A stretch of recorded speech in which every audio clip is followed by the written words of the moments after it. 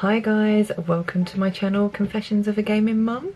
So today's video is about what happens after you've had a baby that they don't tell you about. Because when I was pregnant, what I remember happening was that they basically, all the classes that you go to, all the preparation, like going to the hospital, doing all those different things, it's all preparation leading up to labour and the birth of your baby and immediately after.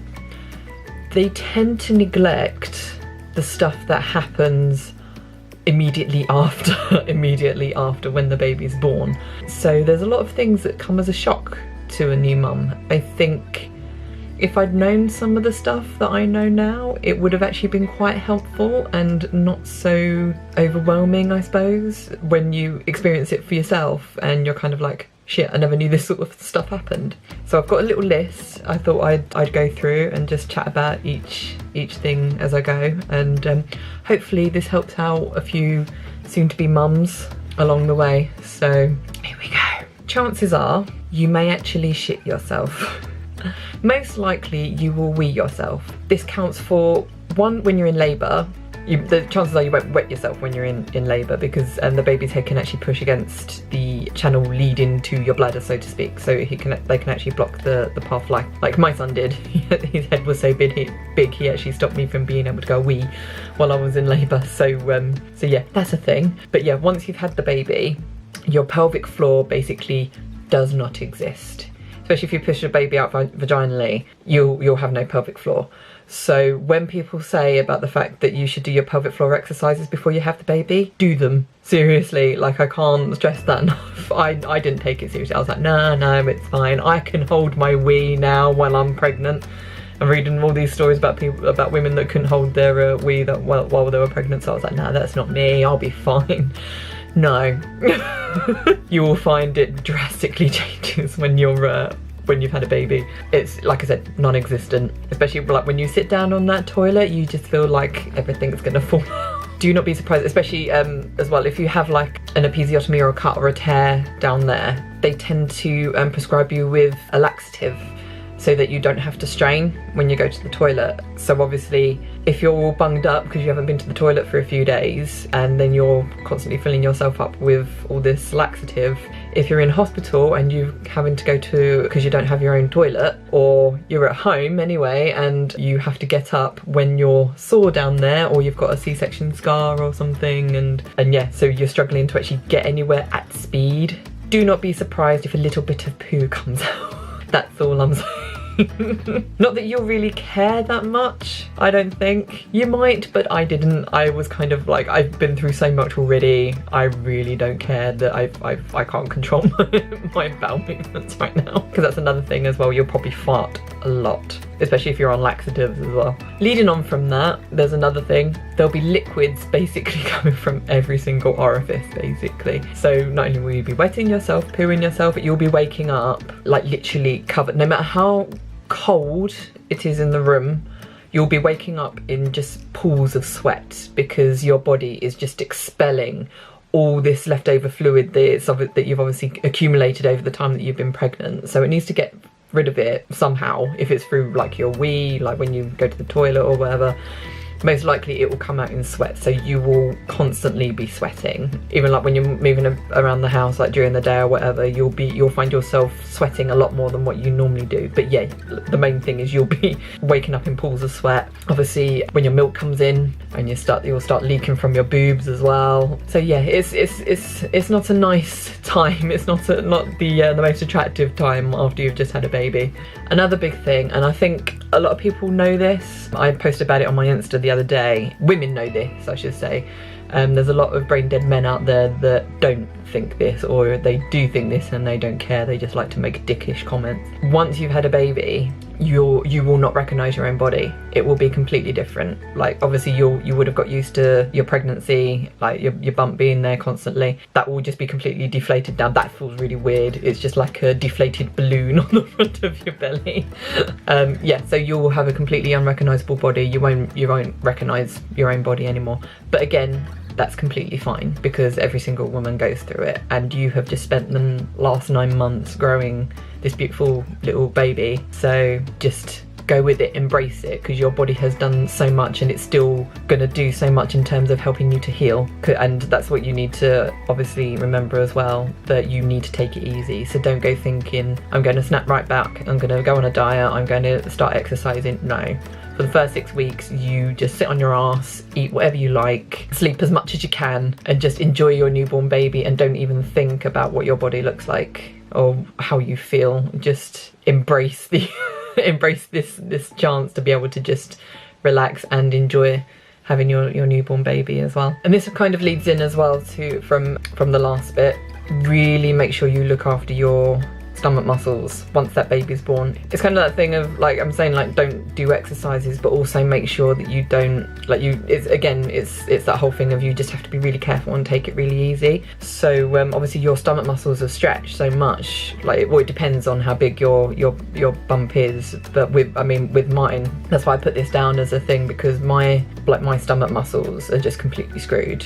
Because I had such a big bump that they stretched all out of proportion, so they were screwed anyway. Even if I was to try and take it easy, and I did in those first 6 months, like they say you shouldn't lift anything heavier than your baby. So don't, like, you can lift up the car seat but without the baby in it, so don't lift up the car seat if your baby's in it, not for the first 6 weeks, because your body, like I said, your body needs to heal, but also your stomach muscles need to come back to where they belong, basically. When you sit up in bed, you should roll onto your side and then lift your legs out of bed and get out that way. Even if you ask your partner to help you get out of bed, so like take your hand and then pull you up, don't do that, because that can really screw up your muscles, because like anything that involves you crunching those muscles, like where they are, that basically means that those muscles are gonna stick to where they are. They're not gonna go back together. You need to do some exercises, or again, it depends on how big your bump is. I mean, you might not have to do the exercises, but for me, like I said, because my stomach muscles were screwed from the get-go because my bump was so big, I've had to go to a physiotherapist and actually get some of these exercises that I need to do in order to bring my stomach muscles back together. So yeah, just make sure you really, I mean, obviously it's easy for me to say this now, but just try and remember, even those days where you're going to be absolutely exhausted trying to get up to feed a newborn baby and everything, just try and remember to take it easy when you do get up, and try and rest those stomach muscles so that they have time to heal and they have time to get back to where they belong. And that's the thing as well, because where my stomach muscles are screwed, I have no core anymore, so it means that I'm constantly in pain with my back, and I can't lift. Like I'm struggling now. My son is nearly 8 months old, and he's a chunk anyway. He was a chunk when he was born, and he's even more of a chunk now. I really struggle to lift him up, and I can't really hold him for more than a minute because it just absolutely kills my back. I can't get his high chair out without really struggling. Sod even trying to lift him up when he's in his car seat. I just physically can't do it anymore. So yeah, that's why I can't stress that enough, that you really have to look after your stomach muscles and just be so careful with any heavy lifting. Like, do not do any heavy lifting in the first 6 weeks. Just don't even think about it. Just, like I said, the heaviest thing you should be lifting is your newborn baby. This kind of came back to what I said at the beginning, and I kind of mentioned it as well in the beginning, that farting, it becomes basically the norm of everyday life, even if it was before you got pregnant, because I know quite a lot of women that got windy when they were pregnant.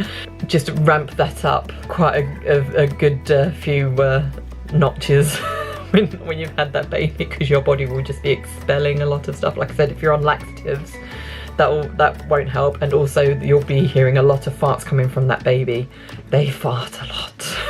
They'll either be snoring or farting or crying. That's basically they're never quiet, babies.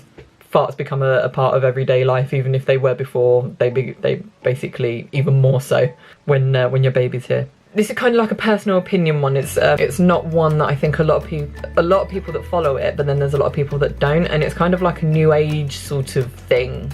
That because you'll get a lot of advice from a lot of older parents about picking up a baby when it's crying and different things like that, and like just basically when you pay attention to a baby when it's crying, and they say like, oh, you should leave them to cry, gonna make a rod for your own back, and blah blah blah blah blah.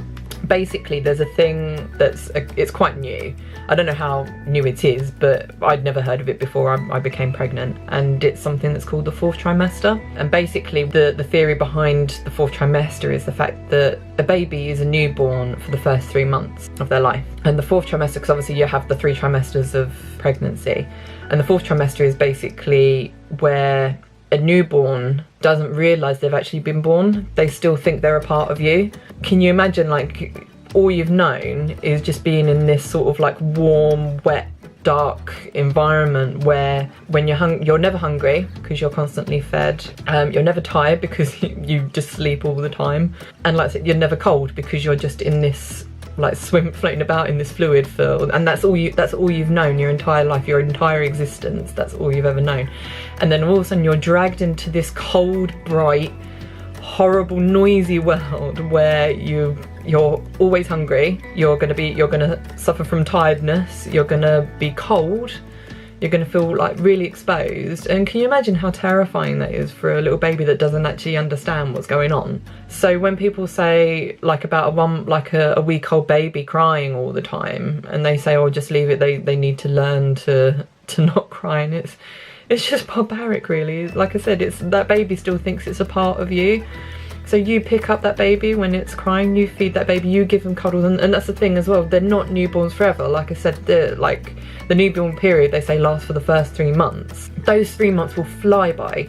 I heard some a saying which I thought was absolutely spot on about having kids, and it's the days are long but the years are short. And even though my son is only 8 months, so I don't have the experience of years, it's still that whole thing, yeah, the days go by really slowly, but I still can't believe he's nearly 8 months old. It's insane just how quickly the time really does go, and I don't feel like I got to experience him as a newborn as much as I would have liked to have done. And I think it was because I was just getting all this like different advice, and obviously you're just tired and there's all these hormones running around and things like that. I did try to sort of embrace this newborn and the fourth trimester, but it is very difficult to do it. So I just say to you, if you can, just when, like, even if the baby's like crying and like as soon as you put them down, just pick them up. They want to be on you, they want to smell you, they just want to feel you all the time. And there's nothing wrong with that. Don't listen to people that are saying to you that you're making a rod for your own back and you're going to spoil that baby.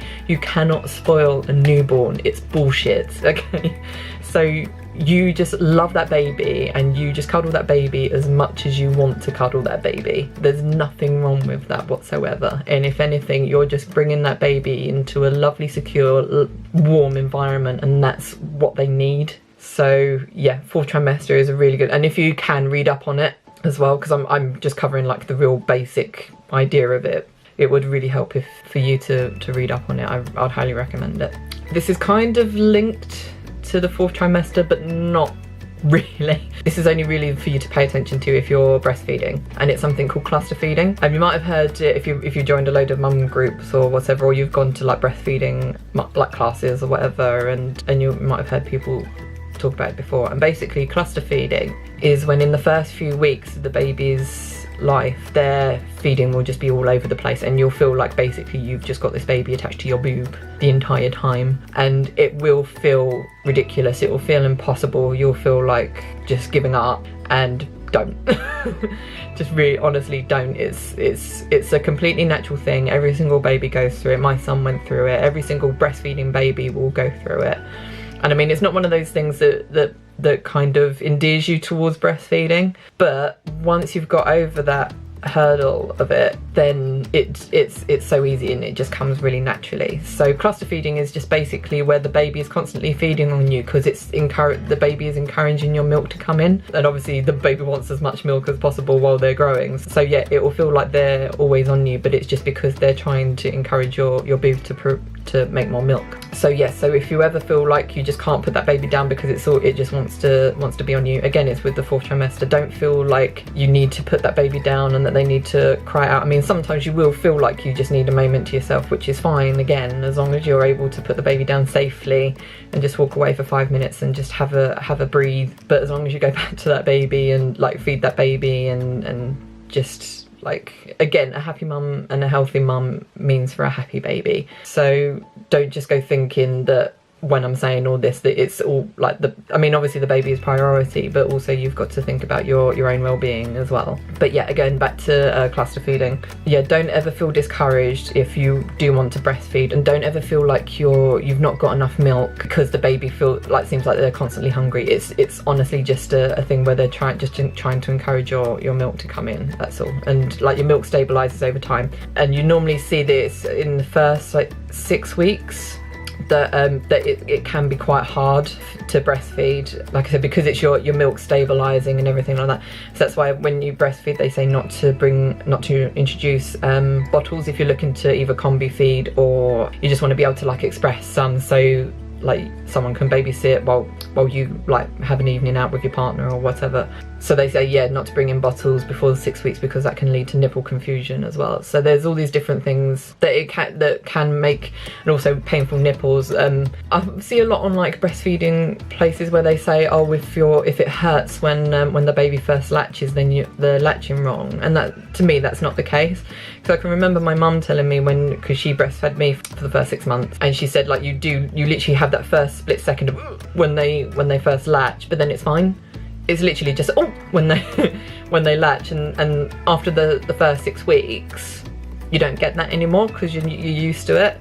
And that's what I had. I just had that whole thing of like, every time they latched, but it weren't like a real sort of like pain, like I didn't want them to be latched onto me. It was just a weird sensation sort of thing. So that but eventually, like I said, your body gets used to it, and now it's completely natural. I mean, for me, I still get pains because my 8-month-old has bloody 6 teeth already, and he likes to have a bit of a chew.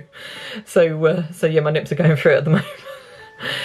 If you just bear in mind the fact that the first 6 weeks are going to be quite difficult, but as long as you stick to it, you will find it really, really rewarding, and you will love those special moments that you'll get with your newborn. Like, I'll never forget how special it felt for me, and I've got so many pictures of him on me, like feeding in those first 6 weeks. It's the most amazing thing, and I couldn't recommend it anymore, really. Okay, and again, this is leading on from what I've just been talking about. If you are breastfeeding, your boobs will grow a lot. And if you've watched my video about what to pack in your hospital bag, then you'll know what I said about before with buying maternity bras, that I don't actually think it's worth buying a maternity bra until, one, you've decided that you're definitely going to breastfeed, and also to actually see what size your boobs are going to be while you're breastfeeding, because you just do not know. My boobs have grown quite significantly since before, even when I was pregnant. Yeah, my boobs grew slightly, but then they just exploded when my milk came in. So yeah, don't be surprised, and you'll probably get quite a bit of backache as well when your boobs are quite full. So bear that in mind. Another one that's quite serious as well, another serious topic, is you will most likely feel very lonely when your baby first arrives. Well, maybe not when your baby first arrives, but once the excitement and what's the word I'm looking for? When the novelty has worn off on other people, that's when you'll probably find that you'll be quite lonely. You'll find a lot of friends that you had before and initially showed real excitement about the fact that you were having a baby, no longer, or don't follow through on the visits that they promise. Like, you'll have auntie so-and-so being like, oh, I'm going to be around all the time, I'm going to absolutely spoil that baby, and then they don't actually even come to visit for the first 4 months and things like that. You'll find that, yeah, because obviously you can't go out drinking, or you can't go out to socialise, that you kind of get forgotten about. And that's obviously if you've got friends that either have older kids or don't have kids and don't plan on having kids. You might also have friends like I do that hate kids, so they just avoid you completely because they're just like, oh no, I don't want to. If I need to hang out with them, don't want to hang out with them anymore because they've got a screaming smelly child attached to them all the time. You get that. You also have friends, even if you have friends that do have babies, because as you'll realise as well, it actually takes a lot of effort to actually get out of the house with a baby. You can't fathom how much of a hassle it is to get out of the house, especially if you're an introvert like me. It's super stressful trying to get out the house with a baby. So yeah, you'll probably find that even though you're like, yeah, I've got plenty of mum friends that have just had babies, so we're going to go on all these yummy mummy coffee meetings and stuff, you'll find they probably won't happen. You'll keep promising and you'll keep saying, yeah, we need to have a catch up, we really need to have a catch up, but they won't happen because life just takes over. And like I said, the days are long but the years are short, so it will be 6 months down the line and you'll be like, shit, we still haven't even had that coffee. So yeah, basically a guarantee that you will feel lonely. So embrace the people that do actually still make the effort to come and visit, and that will most likely be like your mum, your parents, grandparents, maybe aunts and uncles and stuff. But try not to get too down about it. Try and come up with try and get like an online presence if you haven't got one already, and just have a lot of online friends, because you have that closeness, you have that social side without having to give too much effort on either side really. So I'd always recommend that. I mean, I've always had more of an online sort of social circle anyway, but so I think that's kind of helped me. I think if I didn't have that, I think I would be extremely lonely, and it would be a lot more harder to handle if I didn't have that social circle on the other end of my phone sort of thing. Back to the physical side of things, you will probably lose a lot of hair. You'll lose it by the handful if you're anything like me, and it's not nice. So not only have you got liquids coming out of all orifices, you're also going to be like losing your hair every time you have a shower. There's nothing you can really do about it really, it's just because your hormones are like that at the moment. So yeah, it's just one of those things. Just be as kind to your hair as possible, don't tie it back, hence why I cut all mine off, because I was just like, I can't keep tying it back because it's just pulling even more hair out. So yeah, I cut it short. Obviously I'll still wash it as often as possible. I don't straighten it anymore because I don't want to damage it any more than it already has been. So yeah, just try and be as kind to your hair as possible. Like, I wouldn't dye it either while it's falling out, but again, each to their own. It depends how confident you feel with your hair. Just don't expect you to have the thick, sort of sleek, shiny hair that you had when you were pregnant. I mean, my hair wasn't so thick, it was just that it fell out as less than it did before I was pregnant, but now it falls out even more than it did before I was pregnant, which is good. So I've got like a nice little bald patch on the top of my head, which is great. So I'm just hoping that in the next couple of months it will stop falling out and it will actually start to grow back, maybe, hopefully. Okay, this goes back to all the noises that babies make. Like I said, they make noise constantly, and you'll find that you will be obsessed with every single noise that baby makes. You'll be worried about them wheezing, you'll be worried about them farting, you'll be worried about if they're crying a bit weird. There'll be a lot of things that you'll be wondering about and worrying about, and most of the time it's perfectly fine. But that's another thing as well, that there is no such thing as a stupid question. So if you have any worries, anything in particular that's worrying you, you call your doctor, or you go to A&E, you just do whatever you think is right. If you're worried about your baby, you make sure everything is fine, because at the end of the day, you need to have sound mind and not be constantly stressing all the time. You'll be worried, like, if you wake up in the middle of the night and they're not crying and you can't hear them, and you'll put your hand on their chest to make sure they're still breathing and stuff like that. So yeah, it does become like quite an obsession, believe me. Another physical thing about your body, yeah, this kind of falls into the whole thing of during labour, as well as immediately after, as well as going forward postpartum. Basically, all and sundry will have seen your vagina. If you've not gone for a C-section, everyone will basically have seen your vagina. If you have a sweep before you go into labour, obviously that will get you on show. During labour, if you're letting them do vaginal examinations, obviously if you're having to go in and have forceps or an epidural or anything, you'll definitely be on show to a room full of people. And also immediately after that, you'll have a lot of people looking up there just to make sure that everything's healing okay, especially if you've had stitches and different things like that. So yeah, a smear test will not feel so embarrassing anymore once you've had a baby. If there are still people that feel embarrassed having a smear test after they've had a baby, then I'm just dumbfounded as to why. Like, the amount of, like I said, there's probably like well over like 3 dozen people that have seen seen my nether regions.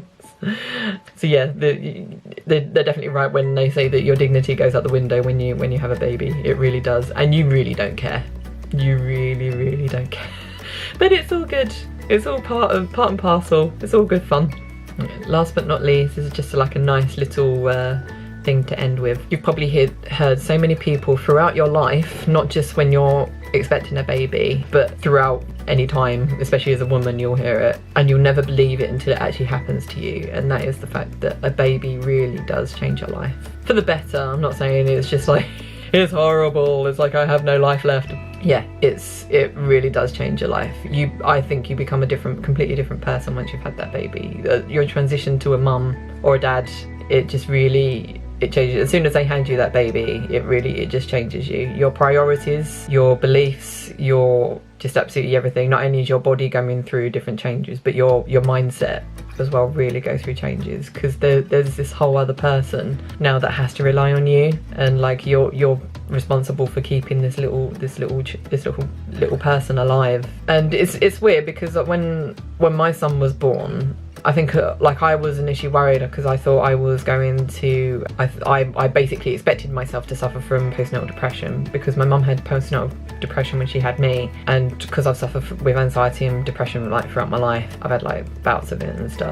I basically thought it was a given that I was going to have postnatal depression, so I was worried that I wasn't going to bond with my baby. I would see myself as useless. I would feel really overwhelmed with the whole thing. And I have to say, when my son was born, I had never felt so confident in myself. I've never felt like it was so easy and so natural to love something so much, and to also look after something and just see it as just an absolute pleasure to look up, like to have this little thing to look after. And looking back on it now, I mean, I've kind of, my hormones and everything has kind of leveled off since then, so I do have my off days, and like I'm constantly having to battle my anxiety and stuff.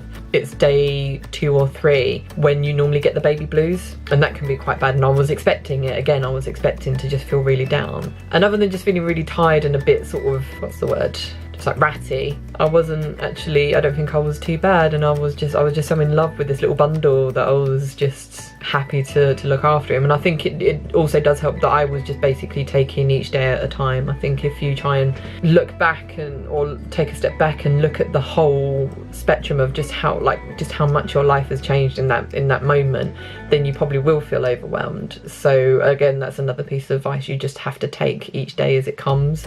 You can't start thinking about like what this whole thing means to you as a whole. I think you really just have to embrace that moment. You really just have to take everything as it is, like at face value. You just look at that baby and you just love that baby, you look after that baby, and you take each, like I said, tomorrow is another day, and you just see what tomorrow brings when it gets there. You don't think about it, you don't anticipate anything, you just embrace the now rather than the future for the time being. I mean, obviously you can be thinking about like, is my son gonna be on like the England rugby team, is he gonna be an astronaut, is he gonna be a doctor, and you can think about things like that. But I'm talking about like the near future, and like is he am I gonna be able to cope with all the pooey nappies, am I gonna be able, like what will happen if he gets colic and things like that. You can't really think about that sort of stuff. You just take it as it, you just deal with it as it comes. I think that's probably the only way you can really deal with it without feeling that you're just drowning in so much stuff going on in your life at that moment. I think I'm going to leave it there. Hopefully that's given some people a little bit of food for thought and things that they'll look into, and also knowing what to expect. I mean, if there's any mums out there that think I missed anything in terms of what you were never told to expect when you had a baby, then please let me know in the comments below, because I'd love to hear from you. And if there is anything, I could do like a part 2, and just in case I remember anything as well. So yeah, it was good fun making the video and thinking of all the different things, and like just thinking back to like when my son was a newborn and all the different things that we went through. But yeah, it is just such an amazing, magical time. But yeah, there are a few shocks along the way. Again, me saying things, it's not going to sink in until it actually happens to you. And I can't stress that enough, that no matter what people say to you, until you've actually gone through it, you're not gonna understand the full sort of thing of the situation. But yeah, hope I haven't put you off and I've not scared you too much. Thanks for watching, guys, and I shall see you all in the next video. Bye.